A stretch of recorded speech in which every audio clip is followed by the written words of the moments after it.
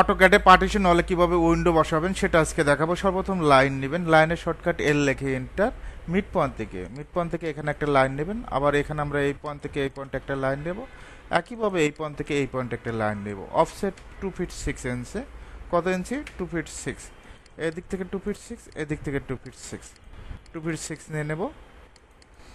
তারপর আমরা ট্রিম করে দিব, টিআর লিখে ডাবল এন্টার, সুন্দরভাবে ট্রিম করে দিবেন। একইভাবে এটা আমরা ট্রিম করে দিব। ওকে, এখন আমাদের যে কাজটা করতে হবে, কালারটা, উইন্ডোর কালারটা চেঞ্জ করে দিতে হবে। এখান থেকে আমরা যে কোনো একটা কালার নিয়ে নিচ্ছি, রেক্ট্যাঙ্গেল নেব, আর ইসি লিখে enter, first point, second point. একইভাবে আমরা কি করব, ফার্স্ট পয়েন্ট, সেকেন্ড পয়েন্ট। একইভাবে এটাও আমরা কি করব, ফার্স্ট পয়েন্ট, সেকেন্ড পয়েন্ট। অফসেটটা 2 ইঞ্চি, ও লিখে এন্টার, 2 লিখে এন্টার, জাস্ট অফসেটটা 2 ইঞ্চি হয়ে গেল। ও লিখে এন্টার, 2 লিখে এন্টার, জাস্ট ইনসাইডে নিয়ে নেবেন। ওকে, এখন যদি আমরা মেজারমেন্ট চেক দিই, ডিএলআই লিখে এন্টার, কি লিখে enter? DLI, first point, second point, 5 ফিটের উইন্ডো।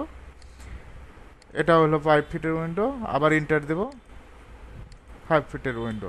এখন আপনি যদি চাচ্ছেন যে আমি এই উইন্ডোর একটা কালারটা চেঞ্জ করে দেব, জাস্ট সিলেক্ট করবেন। সিলেক্ট করে পড়ার পর এখান থেকে আমরা কি কালার দেবো, উইন্ডো সাধারণত ব্লু কালারটা হয়, ব্লু কালারটা দিতে পারেন।